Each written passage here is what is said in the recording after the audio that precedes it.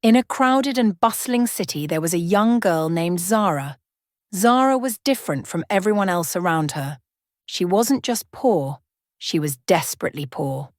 With nothing but a few torn clothes and an empty stomach, she lived in a rundown, tiny one-room house with her sick mother. Every night, as she tucked her mother in, she whispered the same promise: "I will make a better life for us. I don't know how, but I will." Zara's life had always been full of hardship. She grew up watching her mother struggle, and as she got older, she realized that her dreams of a happy and comfortable life were drifting further and further away. Every corner of the city was a constant reminder of what she could never have: expensive shops, grand buildings, and people living without a worry in the world. It was a world completely out of reach for her. But Zara's heart was strong, and she had determination like no other. She didn't want diamonds or fancy clothes. She wanted something simpler: a warm home for her mother, enough food, and the ability to smile without worrying about tomorrow. One morning, Zara decided to do something about her situation. With no money and no skills, she walked through the busy city, knocking on doors and asking for work. She tried cleaning, waiting tables, and even begging at the back doors of restaurants. But no one wanted to hire a skinny, poor girl who looked like she hadn't eaten in days. With each rejection, her heart grew heavier. She had promised her mother a better life, but all she had were empty hands and an empty future. Then, one evening, as Zara sat on the cold steps of a grand building, feeling hopeless, a man in a dark suit approached her. He was tall, with a thick mustache and sharp eyes. His name was Mr. Blake. He didn't seem like a regular businessman. There was something different about him, something that made her uneasy. But he smiled kindly and sat beside her. "I've seen you around," he said in a soft voice. "You're looking for work, aren't you?" Zara nodded, too tired to care. "I'll do anything," she whispered.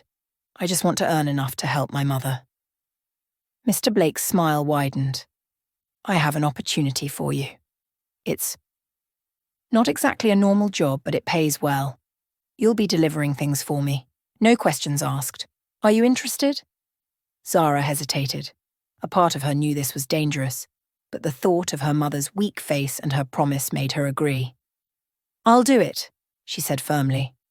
At first, the job seemed simple enough. She had to carry small packages around the city and deliver them to various people.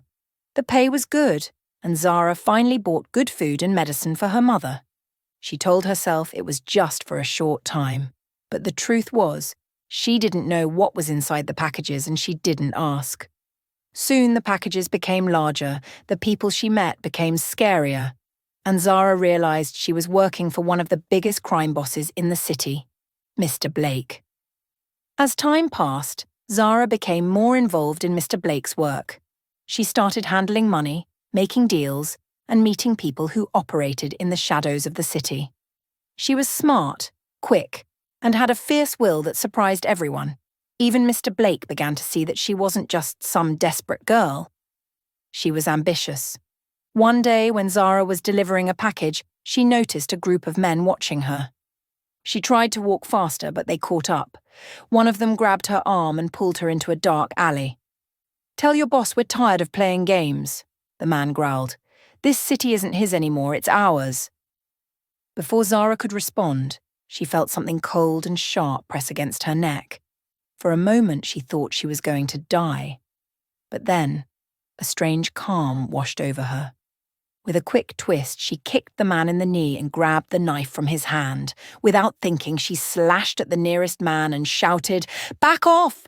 The men, stunned by her sudden courage, hesitated. That was all she needed. Zara turned and ran, her heart pounding, until she reached Mr. Blake's hideout. She burst in, breathless but determined. "There are people trying to take your territory," she told him bluntly. "Let me help you. I can do more than just deliver packages." Mr. Blake stared at her for a long moment. Then he laughed, a deep, booming laugh. "You've got guts, girl. All right, show me what you can do." From that day on, Zara's life changed. She wasn't just a messenger anymore. She became Mr. Blake's right hand, running his operations, planning his strategies, and even negotiating deals with rival gangs. She learned quickly, adapting to the dangerous world of crime and betrayal. With each victory, her power grew, and soon even Mr. Blake started to feel threatened by her. The men in the organization whispered about her. The Shadow Queen, they called her. She ruled with intelligence, strength, and a cold heart. One day, Mr. Blake made a mistake. He underestimated her. He tried to betray her, to take away the power she had built. But Zara was ready. She turned his own men against him, and in one swift move, she took over his entire empire. Mr. Blake was gone, and Zara stood alone at the top.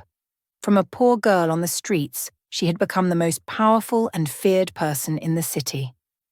With her new power, Zara controlled everything: the streets, the businesses, and even some parts of the police. But power came with loneliness. She had everything she ever wanted: money, influence, and respect. But she felt empty. There was no one she could trust, no one who truly knew her. Then, one night, at a high-class event, Zara met a young man named Alex. He was nothing like the men she usually dealt with. He was charming, funny, and completely unaware of who she really was. To him, she was just a rich, successful businesswoman. They started talking, and for the first time in years, Zara found herself smiling. A real, genuine smile. Over the next few weeks, Zara and Alex began spending more time together. They went out to dinners, walked along the quiet parts of the city, and talked for hours. Alex didn't care about money or power. He cared about simple things: a good laugh, a beautiful sunset, and making the world a little bit better. Zara found herself falling for him, but she knew it was dangerous.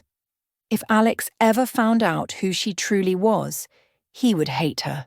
But the more time she spent with him, the more she wanted to leave her dark life behind. One evening, Zara and Alex were walking through the city when they were suddenly surrounded by men in black suits. Zara recognized them immediately. They were her own guards. They bowed slightly and addressed her as Madam. Alex looked confused. "What's going on? Why are these men calling you Madam?" Zara froze. She had tried so hard to keep this secret from him, but now it was all falling apart. Taking a deep breath, she turned to face him. "Alex, there's something you don't know about me," she whispered. "I'm not who you think I am." "What do you mean?" Alex asked, his eyes wide. "I'm not just a businesswoman," Zara said quietly. I'm the leader of the city's biggest crime syndicate. They call me the Shadow Queen." For a moment, Alex just stared at her, shocked.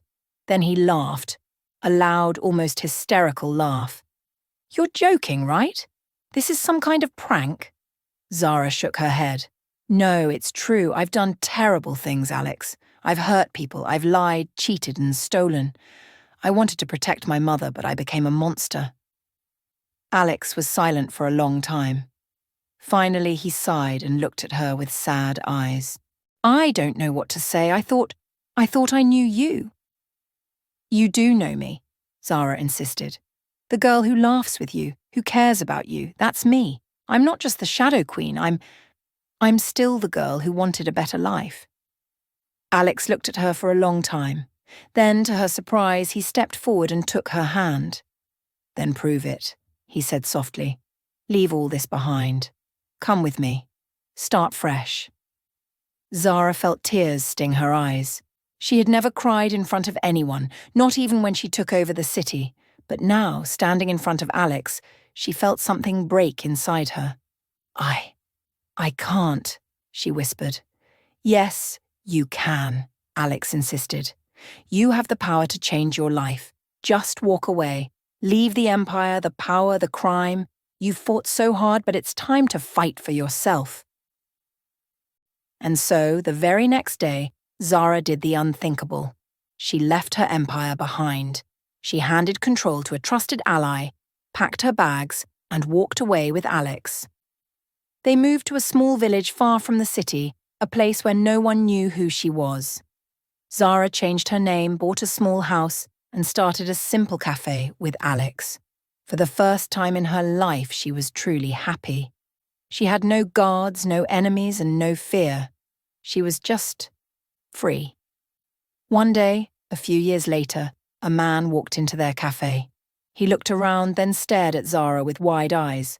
"You look exactly like the Shadow Queen," he exclaimed. Zara smiled and shrugged.